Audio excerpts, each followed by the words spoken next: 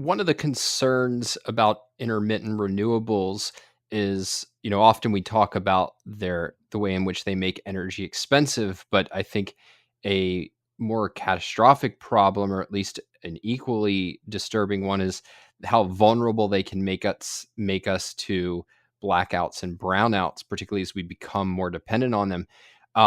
And this is basically the issue of resiliency. How able is the grid to deal with adverse events like severe weather? And I was reading former Power Hour guest Judith Curry on her blog was summarizing a presentation by Vice Admiral Lee Gunn, um, from the Navy, who was talking about grid resiliency.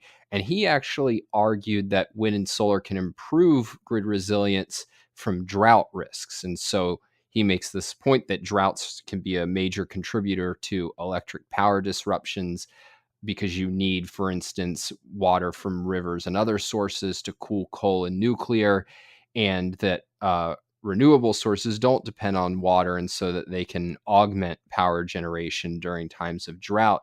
And I was curious, what I had never thought of that point, and so I was asked you guys what you thought of it, and Stefan had some really interesting things to say about it. So, eager to hear you share those with everyone else, Stefan. Yeah, so one interesting thing there was that this diversity concept was mentioned, and so you want an essentially all of the above strategy for power generation. I don't think that's true. I think you have plenty of examples where we talked about France, where you have one source of power, very reliably generating power and making the system work. So you don't necessarily want diversity, but there could be situations where particularly in dry areas where you don't have cooling capacity, and if your power plant requires cooling from a river or a lake or even the ocean, um, then of course that's an important feature built into that, but that's in the planning phase of the power plant that has to be considered. So if you don't foresee that, for example, a large river that's cooling your coal or nuclear power plant might dry up in a year in the future, then of course you will have a big problem and you can run that power plant. But there are ways around that. Of course, you can, you know in the planning phase, you can use a different cooling system, something that recycles water and doesn't evaporate it, but recovers a lot of the water vapor and cools it down in cooling towers and so on. And you can see, particularly with nuclear, that is being built right now on the Arabian Peninsula, right? So that's essentially a desert region, and you can use maybe the ocean water, but you can have very dry conditions, and you can essentially devise a water cooling system that works even under extreme conditions. And that's only talking about the current sort of light water standard reactor that we see being built or already built today. But future technologies definitely don't suffer from that, particularly in nuclear, where you essentially can run it without a big water body. You can have a different cooling system that maybe work with air or something like that, or smaller reactors that don't have that much excess heat and so on.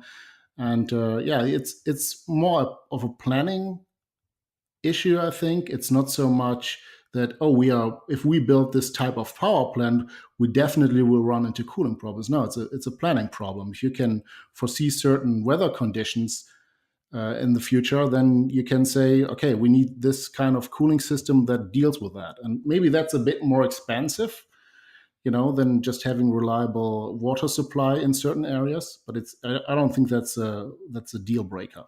Yeah, I mean, I wish we were in an energy conversation where solar and wind were being raised as in the context of, okay, these technologies have a lot of limitations, but where could they be a net positive?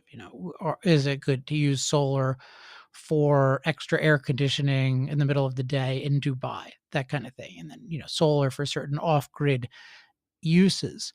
Um, and that would be a fine thing, but we're so much in the context where these are being positioned as mass substitutes slash replacements for fossil fuels and for nuclear. And there, the number one thing that needs to be said is that is not the case. That is a baseless claim, and that they've proved so far, at least, incredibly bad for baseload power, and there's every reason to think that's going to continue for a long time, if not forever. So the first thing that needs to be said about these is just that the whole solar and wind movement is a movement that's not driven by human flourishing. It's driven by this renewable ideology, which is really a species of green ideology.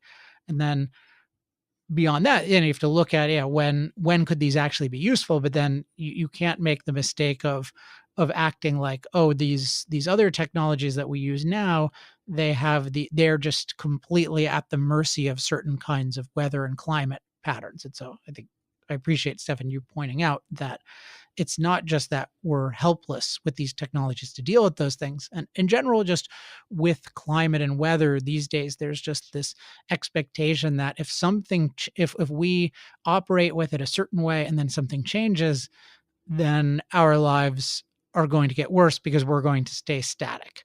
And that's just a false view of life, because almost nothing in our lives is static, particularly in a modern society. One aspect of a modern society where there's so much freedom and so much opportunity is that your environment in a much is really the human environment is so dynamically changing in so many different ways. You even think about, for instance, where you would live, and where you live is going to be dependent upon, unfortunately, political factors. But even without political factors, economic factors, and, oh, this industry was needed. The buggy whip industry was needed, and that was located one place, but then that's no longer a useful industry, and so the opportunity is somewhere else. So you move with people, and there's just also it's a the whole human environment is already a dynamic thing. So we're used to changing in all sorts of different ways, to not doing things the same way.